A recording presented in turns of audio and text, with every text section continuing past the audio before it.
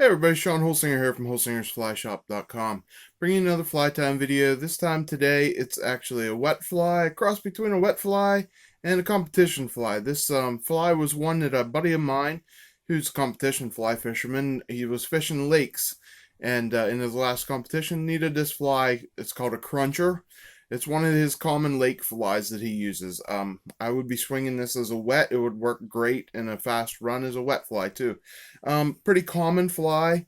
I never heard it called the cruncher before, but that's what he calls it. And looking it up, there's a lot of them, pretty common fly around. So, and people tie them in different ways. This is the way that he wanted me to tie it for him because of a pattern that worked for him in the past. So let's get into tying it. It's like I said, it's just a simple wet fly pattern. And it's a pheasant tail. It's a soft hackle pheasant tail is what it really is. And we're going to tie it on a size 14, 633 hook. Get that in the vise here. For thread, I'm using a dark gray 140 denier. And we're just going to start that in the middle towards the head there. And wrap it back to right at the bend of the hook. Right where the bend starts. And the next thing I'm going to put on is I'm going to put on a piece of small gold wire, gold ultra wire. You can use copper, whatever color you have. Use size brassy. Brassy will be fine. This is a size 14. Tie it smaller if you want. If you want to use this as a wet fly, I would suggest tying it, 16s and 18s too. It'll be a great wet fly for you, a great generic wet fly. Next thing is we're going to use is our pheasant tail. And I'm going to use some of the bigger, longer fibers down here at the bottom so I can wrap it the whole way up the hook. And we're going to use this as the tail on the fly too. So what we're going to take is about 5, 6 tops probably. And bunch them all together so we have our tail there. And we're going to set our tail right and figure out the length of the tail we want. We don't really want much longer than the length. We don't want any longer than the length of the fly. And so I'm just going to loose loop it on there so I can get it where I want. And that's a little bit long, so I'm just going to pull that back through. And my glasses are fogging up on me. So once I get it where I want it, I'm going to tie it down with another tighter wrap. And then I'm going to bring my thread in front. And we're going to wrap our thread up to where I ended the hook, which is about an eye length and a half, I'd say. And then I'm going to start wrapping the pheasant tail on. Okay. And I'm wrapping this away from me. And we're just going to side by side wrap the whole way up. We don't have to make this. I keep going thinner and thinner with my body, so I didn't really build up a big thread base underneath this. You can taper it a little bit if you want, but I wouldn't taper it too much.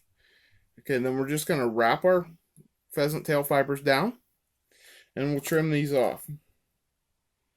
Okay, so now I want to do the opposite way then to secure these fibers. I want to wrap the gold wire in the opposite direction. And that'll help hold these fibers. You see how I had one go stray already on me? And this will help tie them into place. Another thing you can do is put a little drop of super glue on there before you wrap. And have it soak in to that pheasant tail. That'll make it practically bulletproof. And you get a couple more fish out of them that way. Okay, you can see how we have our tail and our body on there. So now we're going to put a little tiny ball of dubbing. And for dubbing, what I'm using is my SLF Prism, and I'm using the chocolate brown color. This is a little bit darker. You could use a peacock, would be fine, but I like the chocolate brown with this pheasant tail. So we're just going to dub a little bit of this on, and we're going thin. A little too much. There we go. Okay, so dub that on. I like to wet my fingers to get it on there. I don't usually use wax. Sometimes I do, but for the most part I don't. And then I just want to build a ball just slightly bigger than the body. You can see there I got that, so we're just going to pull that off. And then I'm going to tighten this up so I can get that right back down. You see how if you have too much there, all you got to do is pull a little bit off and then dub it back on your line. Okay, now we left just around an eye length gap between the eye and the ball of dubbing there. And what we're going to use on that is I'm going to use a hen hackle. Okay, this is a whiting hen hackle, and this color is light ginger. You can see there, this is an old one of mine, but it's a light ginger. And all we're going to do is I'm going to peel off some fibers, and you can see how what I did. Let me get a close up on this one here. I peeled off some fibers there, and what I did was trim the couple back, and that'll give me something. I trimmed a couple of the hackle barbs off, and that'll give me something to tie into. It'll just make it hold a little bit better. So we're just going to hold that on the side, and we're going to wrap it into place. All right, once we get it wrapped into place, I'm just going to put my hackle pliers on and make a couple wraps on it. And it doesn't take many wraps with this. This is a pretty full hackle here. So we'll put our hackle pliers on, and what I'm going to do is I'm going to tease these back as I go, so they all go the way I want them to. And like I said, about 2 wraps is all I really need out of this. Okay, then I'll get that on there. That looks good. Okay, and I'm going to tie this off. And then we'll trim our hackle off.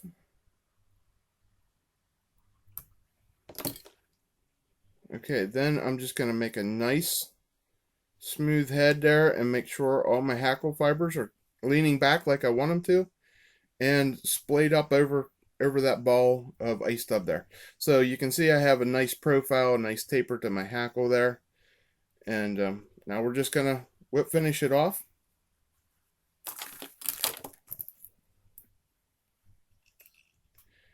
And then we're using this. You can use any color you want. I wanted a black head on this, and that's why I went with that dark gray. Whenever I hit it with just a little bit of head cement here, it will turn black. So I went with the dark gray. Woodcock would work great for this. Wood duck would work great. And anything like a brown or anything like that to match the pheasant tail would work fine. I'm going to use a little bit of my bone dry. Just going to lightly tap that on there. Try not to get it in the eye, which I did. So I'll give you a little tip here. When I get it in the eye, what I do is I'll take another one of my barbless hooks, and I'll just thread one of them hooks through the eye.